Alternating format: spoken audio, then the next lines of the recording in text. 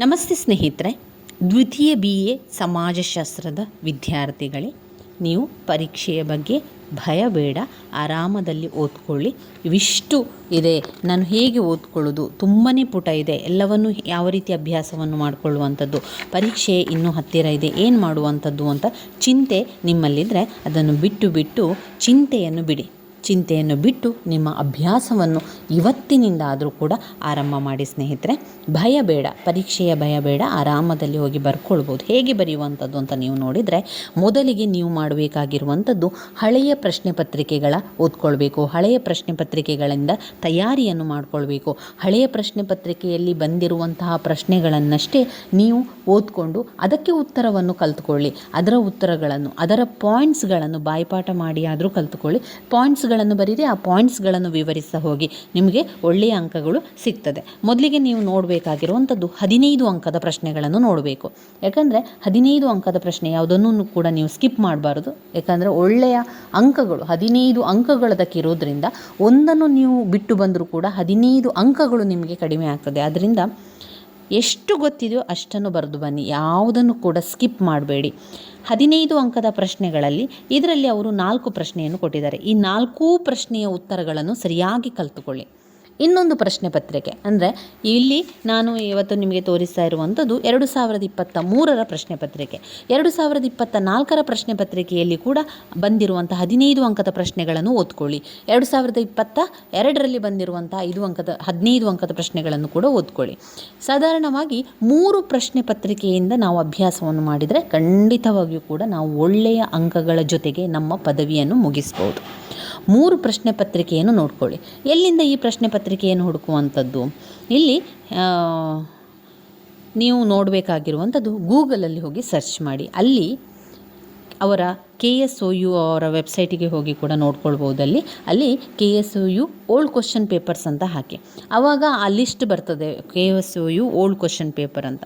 ಅದರಲ್ಲಿ ಯಾವ ವರ್ಷ, ಯಾವ ಡಿಗ್ರಿ ಅಂತ ಹಾಕಿ, BA ಡಿಗ್ರಿ, ಅದಾದ ಮೇಲೆ ಯಾವ ವರ್ಷ, 2ನೇ ವರ್ಷ, ಅದಾದ ನಂತರ ಸಮಾಜಶಾಸ್ತ್ರ ಅಂತ ಹಾಕಿ. ಅಲ್ಲಿ ಸಮಾಜಶಾಸ್ತ್ರದಲ್ಲಿ 2022ರ ಪ್ರಶ್ನೆ ಪತ್ರಿಕೆ ಅಂತ ಹಾಕಿ, 2023ರ ಪ್ರಶ್ನೆ ಪತ್ರಿಕೆ, 2024ರ ಪ್ರಶ್ನೆ ಪತ್ರಿಕೆ, 2025, 26 ಇನ್ನೂ ಪರೀಕ್ಷೆಗಳು ಈಗ ಇರುವಂಥದ್ದು. ಈ ರೀತಿಯ ಪ್ರಶ್ನೆ ಪತ್ರಿಕೆಗಳನ್ನು ಹಾಕಿ ನೋಡ್ಕೊಳ್ಳಿ. ಅದರಲ್ಲಿ ಬಂದಿರುವಂಥ 15 ಅಂಕದ ಪ್ರಶ್ನೆಗಳನ್ನೆಲ್ಲ ಒಂದು ಪೇಪರಲ್ಲಿ ಬರ್ಕೊಳ್ಳಿ, ಅಥವಾ ನೀವು ಮೊಬೈಲಲ್ಲಿ ಸ್ಕ್ರೀನ್ಶಾಟ್ ಆದರೂ ತೆಗೆದಿಟ್ಕೊಳ್ಬೋದು. ಆವಾಗವಾಗ ನಮಗೆ ಓಪನ್ ಮಾಡಿ ನೋಡಲಿಕ್ಕೆ ಅದು ಕಷ್ಟ ಆಗ್ತದೆ. ಅದರಿಂದ ನಾವೇನು ಮಾಡಬೇಕು, ಒಮ್ಮೆ ನೋಡಿಕೊಂಡಾಗಲೇ ಅದರ ಸ್ಕ್ರೀನ್ಶಾಟ್ ಆದರೂ ತೆಗೆದಿಡಿ. ಇಲ್ಲಾಂತಾದರೆ ಆವಾಗಲೇ ನಿಮಗೆ ಸಮಯ ಇದೆ, ಇನ್ನು ನಾನು ಓದ್ಕೊಳ್ಬೋದು ಅಂತ ಇದ್ದರೆ ಆ ಪ್ರಶ್ನೆಯನ್ನೆಲ್ಲ ಒಂದು ರಫ್ ಪುಟದಲ್ಲಿ ಬರೆದಿಡಿ. ಬರೆದ ನಂತರ ನೀವು ಒಂದು ಸಾಧಾರಣವಾಗಿ ಇದರಲ್ಲಿ ಒಂದು ಪ್ರಶ್ನೆ ಪತ್ರಿಕೆಯಲ್ಲಿ 4 ಪ್ರಶ್ನೆ, ಮತ್ತೊಂದರಲ್ಲಿ 4, ಮತ್ತೊಂದರಲ್ಲಿ 4, ಒಟ್ಟು ಸಾಧಾರಣವಾಗಿ ನೀವು ಒಂದು 10 ಆದರೂ ಕೂಡ, ಎಲ್ಲ ಓದದಿದ್ದರೂ ಒಂದು 10 ಪ್ರಶ್ನೆಗಾದರೂ ಕೂಡ ನಿಮ್ಮ ತಯಾರಿಯನ್ನು ನೀವು ಮಾಡಿಕೊಳ್ಬೇಕು. ಇಲ್ಲಿ 15 ಅಂಕದ ಪ್ರಶ್ನೆಗಳು ಬರೆಯುವಂಥದ್ದು 2 ಇರ್ಬೋದು, ಆದರೆ ಅವರು ಯಾವ ಪ್ರಶ್ನೆಯನ್ನು ಕೇಳ್ತಾರೆ ಅಂತ ನಮಗೆ ಗೊತ್ತಿಲ್ಲ ಅಲ್ವಾ. ಆದ್ದರಿಂದ ನಾವೇನು ಮಾಡಬೇಕು, ಸಾಧಾರಣವಾಗಿ ಒಂದು 10 ವೆರಿ ಇಂಪಾರ್ಟೆಂಟ್ ಆಗಿರುವಂತಹ ಪ್ರಶ್ನೆಗಳನ್ನಷ್ಟೇ ಓದ್ಕೊಳ್ಳಿ.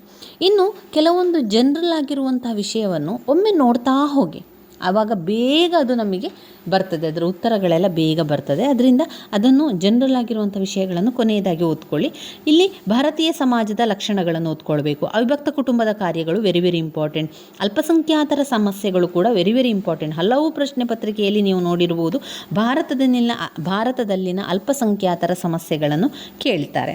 ಇನ್ನು ಸಾಮಾಜಿಕ ಸುಧಾರಣೆ ತರುವಲ್ಲಿ ಪ್ರಾರ್ಥನಾ ಮತ್ತು ಸತ್ಯಶೋಧಕ ಸಮಾಜದ ಕೊಡುಗೆಗಳನ್ನು ಚರ್ಚಿಸಿ ಅಂತ ಕೇಳಿದ್ದಾರೆ. ಈ ರೀತಿಯಾಗಿ ಇಂಪಾರ್ಟೆಂಟ್ ಆಗಿರುವಂತಹ ಪ್ರಶ್ನೆಗಳನ್ನು ಬರ್ಕೊಂಡು ಅದನ್ನೇ ಓದ್ಕೊಳ್ಳಿಕ್ಕೆ ನಾವು ಆರಂಭಿಸಬೇಕು. ನಂತರ ಬ್ಲಾಕ್ 1ರಲ್ಲಿ ನೀವು 2ರಿಂದ 3 ಪ್ರಶ್ನೆಗಳನ್ನು ಓದ್ಕೊಳ್ಬೇಕು. ಬ್ಲಾಕ್ 2ರಲ್ಲಿ 2ರಿಂದ 3 ಪ್ರಶ್ನೆಗಳು ಓದ್ಕೊಳ್ಬೇಕು. ಬ್ಲಾಕ್ 4ರಲ್ಲಿ ಹಾಗೆ 3ರಲ್ಲಿ ಕೂಡ ನೀವೇನು ಮಾಡಬೇಕು, ಒಂದು 2ರಿಂದ 3 ಪ್ರಶ್ನೆಗಳ ಉತ್ತರವನ್ನು ಸರಿಯಾಗಿ ಕಲಿತುಕೊಳ್ಬೇಕು. ಇದರಲ್ಲಿ ಹೆಚ್ಚಾಗಿ ಬರುವಂಥ ಪ್ರಶ್ನೆಗಳು ಬ್ಲಾಕ್ 2ರಿಂದ ಅವರು ಅನೇಕ ಪ್ರಶ್ನೆಗಳನ್ನು ಆಯ್ಕೆ ಮಾಡ್ತಾರೆ. ಅದರಿಂದ ಓದಬೇಕಾದ್ರೆ ಬ್ಲಾಕ್ 2ರನ್ನು ಜಾಸ್ತಿಯಾಗಿ ಓದ್ಕೊಳ್ಳಿ. ಇನ್ನು ನಾವು ನೋಡೋದಾದರೆ, ನೀವು ಪಾಯಿಂಟ್ಸನ್ನು ನೋಡ್ಕೊಳ್ಬೇಕು. ಮೇನ್ ಬೇಕಾಗಿರುವಂಥದ್ದು ಇಲ್ಲಿ ಪಾಯಿಂಟ್ಸ್. ಒಂದು ವೇಳೆ ಪಾಯಿಂಟ್ಸ್ ಇಲ್ಲ ಅಂತಾದರೆ ನೀವು ಈ ರೀತಿಯಾಗಿ ಅಂಡರ್ಲೈನನ್ನು ಮಾಡಿಕೊಂಡು ಓದ್ತಾ ಹೋಗಬೇಕು. ಯಾವುದೆಲ್ಲ ಮುಖ್ಯವಾಗಿ ಅಂತ ನಿಮಗೆ ಅನ್ನಿಸ್ತದೆ ಅದಕ್ಕೆ ನೀವು ಗೆರೆಯನ್ನು ಹಾಕಿ ಇಟ್ಕೊಳ್ಬೇಕು. ಅದನ್ನೇ ನಾವು ಪಾಯಿಂಟ್ಸ್ ರೀತಿಯಲ್ಲಿ ತಗೊಂಡು ಪಾಯಿಂಟ್ಸ್ ರೀತಿಯಲ್ಲಿ ಬರಿತಾ ಹೋಗಬೇಕು. ಒಂದು ವೇಳೆ ಪಾಯಿಂಟ್ಸ್ಗಳು ಇದೆ ಅಂತಾದರೆ, ಈಗ ನೋಡಿ, ಇತ್ತೀಚಿನ ಪ್ರವೃತ್ತಿ, ಹಿಂದೂ ಅವಿಭಕ್ತ ಕುಟುಂಬದ ಇತ್ತೀಚಿನ ಪ್ರವೃತ್ತಿ ಅಂತ ಕೇಳಿದಾಗ ಇದರಲ್ಲಿ ಪಾಯಿಂಟ್ಸ್ಗಳನ್ನು ಕೊಟ್ಟಿದ್ದಾರೆ ಅವರೇ. ಆ ಪಾಯಿಂಟ್ಸ್ಗಳನ್ನಷ್ಟೇ ನಿಮ್ಮ ಪಾಯಿಂಟ್ಸ್ ಬುಕ್ಕಲ್ಲಿ ಬರ್ಕೊಳ್ಳಿ, ಅಥವಾ ನೀವು ನಿಮ್ಮ ಬೇರೆ ಯಾವುದಾದ್ರೂ ಬುಕ್ಕಲ್ಲಿ ಆದರೂ ಬರ್ಕೊಂಡು ಅದು ಪಾಯಿಂಟ್ಸನ್ನು ಸರಿಯಾಗಿ ಕಲ್ತುಕೊಳ್ಳಿ. ಪಾಯಿಂಟ್ಸನ್ನು ಸರಿಯಾಗಿ ಕಲಿತ ನಂತರ ಆ ಪಾಯಿಂಟ್ಸನ್ನೇ ಬರಿತಾ ಹೋಗುವಂಥದ್ದು. ಆ ಪಾಯಿಂಟ್ಸಿಗೆ ವಿವರಣೆ ನಿಮಗೆ ಯಾವ ರೀತಿ ಕೊಡಲಿಕ್ಕೆ ಸಾಧ್ಯ ಅದೇ ರೀತಿಯಲ್ಲಿ ಅದರ ವಿವರಣೆಯನ್ನು ಕೊಡುವಂಥದ್ದು. ಇಲ್ಲಿ ಏನೂ ಕೂಡ ಚಿಂತೆ ಬೇಡ. ಈ ವಿವರಣೆ ಅಂತ ಬಂದಾಗ ಸಮಾಜದಲ್ಲಿ ಆಗುವಂಥ ವಿಚಾರಗಳು, ಸಮಾಜದಲ್ಲಿ ನಡೆದು ಹೋಗುವಂಥ ವಿಚಾರಗಳನ್ನಷ್ಟೇ ಇಲ್ಲಿ ಇರುವಂಥದ್ದಾದ್ದರಿಂದ ಕುಟುಂಬದ ಬಗ್ಗೆ, ಕುಟುಂಬ ಅಂತ ಬಂದಾಗ ನಮ್ಮ ಕುಟುಂಬವನ್ನು ಯೋಚನೆ ಮಾಡಿಕೊಳ್ಬೇಕು. ಹಿಂದೂ ವಿವಾಹದ ಬಗ್ಗೆ, ಮುಸ್ಲಿಮರ ವಿವಾಹದ ಬಗ್ಗೆ, ಕ್ರೈಸ್ತರ ವಿವಾಹ, ಧರ್ಮದ ಬಗ್ಗೆ, ಬಂಧುತ್ವದ ಬಗ್ಗೆ, ಇದೆಲ್ಲ ಕೂಡ ಜನರಲ್ ಆಗಿರುವಂಥ ವಿಷಯ. ನಾವು ಹೊರಗಡೆಯಿಂದ ಕೇಳಿರ್ತೇವೆ, ಅಥವಾ ಯಾರೋ ಹೇಳಿರುವಂಥದ್ದನ್ನು ಕೇಳಿರ್ತೇವೆ, ಅಥವಾ ನಮ್ಮ ಗೆಳತಿಯರು ಹೇಳಿರೋ ವಿಚಾರ ನಮಗೆ ಗೊತ್ತಿರ್ತದಲ್ಲ, ಅದನ್ನೇ ಬರಿತಾ ಹೋಗುವಂಥದ್ದು, ಅದನ್ನೇ ವಿವರಿಸ್ತಾ ಹೋಗುವಂಥದ್ದು. ಅದರಿಂದ ಹೊರತಾಗಿ ಹೆಚ್ಚೇನು ಅದಕ್ಕೆ ನೀವು ಚಿಂತೆಯನ್ನು ಮಾಡಬೇಡಿ. ಈ ರೀತಿಯಾಗಿ ಸುಲಭದಲ್ಲಿ ತಯಾರಿಯನ್ನು ಮಾಡಿಕೊಳ್ಳಿ. ಒಂದೊಂದಾಗಿ ತಯಾರಿಯನ್ನು ಮಾಡಿಕೊಳ್ಳಿ. ಮೊದಲಿಗೆ ಅವರು 15 ಅಂಕದ ಪ್ರಶ್ನೆ ಅಂತ ಬಂದಾಗ ಭಾರತೀಯ ಸಮಾಜದ ಲಕ್ಷಣಗಳನ್ನು ಕೇಳಿದ್ದಾರೆ. ಭಾರತೀಯ ಸಮಾಜದ ಪ್ರಧಾನ ಲಕ್ಷಣಗಳು ಯಾವುದರಲ್ಲಿ ಬರ್ತದೆ ಅಂತ ನೋಡ್ಕೊಳ್ಳಿ. ಭಾರತೀಯ ಸಮಾಜದ ಅಧ್ಯಯನ ಅಂತ ಕೊಟ್ಟಿದ್ದಾರೆ. ಇದರಲ್ಲಿ ಲಕ್ಷಣ ಅಂತ ಎಲ್ಲಿದೆ ಅಂತ ನೋಡಿಕೊಂಡು ಭಾರತೀಯ ಸಮಾಜದ ಲಕ್ಷಣವನ್ನು ಬರೀಬೇಕು. ಅದರಲ್ಲಿ ಭಾರತೀಯ ಸಮಾಜದ ಅಧ್ಯಯನದ ಬಗ್ಗೆ ಲಕ್ಷಣ ಅಂತ ಬಂದಾಗ ಎಲ್ಲ ವಿಚಾರಗಳನ್ನು ಅದರಲ್ಲಿ ಬರಿಬೇಕಾಗ್ತದೆ. ಬ್ರಹ್ಮಚರ್ಯ ಶ್ರಮ, ವರ್ಣಾಶ್ರಮ, ಆಶ್ರಮ ಧರ್ಮ, ಗೃಹಸ್ಥಾಶ್ರಮ, ಅದೆಲ್ಲ ಕೂಡ ಒಂದು ಹಿಂದೂ ಧರ್ಮದ ತತ್ವಗಳಲ್ಲಿ ಬರುವಂಥದ್ದು.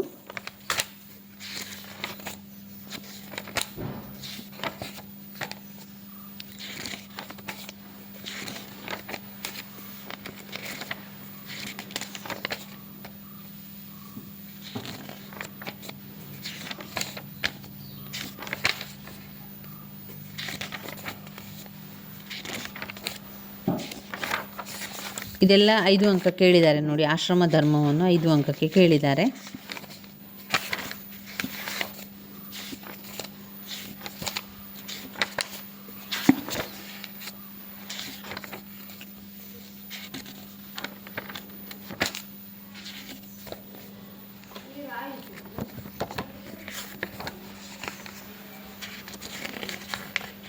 ನೋಡಿ, ಭಾರತೀಯ ಸಮಾಜದ ಅಧ್ಯಯನದ ಕುರಿತು ಅಂತ ಬಂದಾಗ ಇಲ್ಲಿ ನಾವು ಆಧ್ಯಾತ್ಮಿಕ ನೆಲೆಕಟ್ಟು, ಅವಿಚ್ಛಿನ್ನ ಸಂಸ್ಕೃತಿಯ ಪರಂಪರೆ, ವೈವಿಧ್ಯತೆಯ ಏಕತೆ, ಸಾಮಾಜಿಕ ಮಾನವತೆ ಹಾಗೂ ಹಿಂಸೆ, ಸಹನಶಕ್ತಿ ಸ್ಫೂರ್ತಿ, ಪ್ರಶ್ನಿಸುವ ಸ್ಫೂರ್ತಿ, ಪ್ರಕೃತಿಯೊಂದಿಗಿನ ಸಾಮರಸ್ಯ, ಪುರಾತನ ವೈಜ್ಞಾನಿಕ ಮನೋಭಾವ, ಇದೆಲ್ಲ ಕೂಡ ನಾವು ಅದರೊಳಗೆ ಬರಿತಾ ಹೋಗ್ಬೋದು. ಈ ರೀತಿಯಾಗಿ ಮಾಡಿಕೊಳ್ಳುವ ನಾವು ಆದಷ್ಟು ಎಲ್ಲವನ್ನು ಕೂಡ ಎಲ್ಲ ಪಾಯಿಂಟ್ಸ್ಗಳನ್ನಾದರೂ ಕೂಡ ಕಲಿತಾ ಹೋಗುವ ಸ್ನೇಹಿತರೆ. ಇದರಲ್ಲಿ ಬ್ಲಾಕ್ 1ರಲ್ಲಿ ವಿವಾಹದ ಪ್ರಕಾರಗಳು, ವಿವಾಹದ ಉದ್ದೇಶ, ವಿವಾಹದ ಕಾರ್ಯಗಳು ಸ್ಕಿಪ್ ಮಾಡೋದು ಬೇಡ, ಅದನ್ನು ಓದ್ಕೊಳ್ಳೇಬೇಕು. ಹಿಂದೂ ವಿವಾಹ, ಮುಸ್ಲಿಮರ ವಿವಾಹ, ಕ್ರೈಸ್ತರ ವಿವಾಹವನ್ನು ಓದ್ಕೊಳ್ಳಿ. ವಿಚ್ಛೇದನಗಳ ಪ್ರಕ್ರಿಯೆ ಹೇಗಿದೆ, ವಿಚ್ಛೇದನ ಪ್ರಕ್ರಿಯೆಗಳು ಯಾವ ರೀತಿಯೆಲ್ಲ ಇದೆ ಅಂತ ಕೂಡ ನೋಡ್ಕೊಳ್ಬೇಕು. ಕ್ರೈಸ್ತರ ವಿವಾಹದ ಪ್ರಕಾರಗಳೇನು ಅಂತ ಕೇಳಿದ್ದಾರೆ. ಇನ್ನು ಬ್ಲಾಕ್ 2ರಲ್ಲಿ ನೀವು ನೋಡಿದರೆ ಕುಟುಂಬದ ಗುಣಲಕ್ಷಣಗಳು, ಅವಿಭಕ್ತ ಕುಟುಂಬದ ಬಗ್ಗೆ, ಬಂಧುತ್ವದ ವ್ಯವಸ್ಥೆಯ ಬಗ್ಗೆ, ಧರ್ಮ, ಕಾರ್ಯ ಮತ್ತು ಅಕಾರ್ಯಗಳ ಬಗ್ಗೆ, ಜಾತಿ ಮತ್ತು ರಾಜಕೀಯ, ಇದೆಲ್ಲ ಕೂಡ ಬರ್ತದೆ. ವೆರಿ ವೆರಿ ಇಂಪಾರ್ಟೆಂಟ್ ಆಗಿರುವಂಥ ಪ್ರಶ್ನೆಗಳಿರೋದರಿಂದ ಪ್ರಶ್ನೆ ಪತ್ರಿಕೆಯನ್ನು ನೋಡ್ತಾ ನಾವು ಅಭ್ಯಾಸವನ್ನು ಮಾಡ್ತಾ ಹೋಗಬೇಕು. ಈಗಾಗಲೇ ಹಿಂದೂ ವಿವಾಹದಲ್ಲಿನ ಇತ್ತೀಚಿನ ಪ್ರವೃತ್ತಿಯನ್ನು ತಿಳ್ಕೊಂಡೆವು. ಇನ್ನು ಧರ್ಮ ಮತ್ತು ವಿಜ್ಞಾನ ನಡುವಿನ ಸಂಬಂಧ, ಭಾರತದಲ್ಲಿ ಅನುಸೂಚಿತ ಜಾತಿಗಳ ಸಮಸ್ಯೆಗಳು, ಅಲ್ಪಸಂಖ್ಯಾತರ ಸಮಸ್ಯೆಗಳು, ಇದೆಲ್ಲ ಕೂಡ ವೆರಿ ವೆರಿ ಇಂಪಾರ್ಟೆಂಟ್ ಆಗಿರುವಂಥದ್ದು. ಲಿಂಗ ವ್ಯವಸ್ಥೆ, ನ್ಯಾಯದ ಪರಿಕಲ್ಪನೆ, ಜಾಗತೀಕರಣದ ವಿವಿಧ ಆಯಾಮಗಳನ್ನು ಪರಿಶೀಲಿಸಿ ಅಂತ ಕೊಟ್ಟಿದ್ದಾರೆ. ಒಂದೊಂದಾಗಿ ಎಲ್ಲವನ್ನು ಕೂಡ ನೋಡ್ತಾ ಹೋಗುವ. ಭಯ ಬೇಡ. ಚಿಂತೆ ಮಾಡಿಕೊಂಡ್ರೆ ನಾವು ಚಿಂತೆ ಮಾಡಿಕೊಂಡೇ ಕೂತ್ಕೊಳ್ಬೇಕು ಅಥವಾ ಭಯ ಪಡ್ಕೊಂಡೇ ಕೂತ್ಕೊಳ್ಬೇಕು. ಅದರ ಬದಲಿಗೆ ಭಯವನ್ನು ಬಿಟ್ಟು ಎಷ್ಟು ನನ್ನಿಂದ ಓದಲಿಕ್ಕೆ ಸಾಧ್ಯ, ಎಷ್ಟು ತಯಾರಿಯನ್ನು ಮಾಡ್ಕೊಳ್ಬೋದು ಅಷ್ಟನ್ನು ಕೂಡ ನಾನು ತಯಾರಿ ಮಾಡ್ತೇನೆ ಅಂತ ಎನ್ನುವಂತಹ ನಿಮ್ಮ ಮೇಲೆ ನಿಮಗೆ ನಂಬಿಕೆ ಬೇಕು. ನಮ್ಮ ಮೇಲೆ ನಮಗೆ ನಂಬಿಕೆಯನ್ನು ಇಟ್ಕೊಂಡು ನಾವು ಓದ್ತಾ ಹೋಗಬೇಕು ಸ್ನೇಹಿತರೆ. ಎಲ್ಲವೂ ಒಳ್ಳೆಯದಾಗ್ತದೆ. ಧನ್ಯವಾದಗಳು.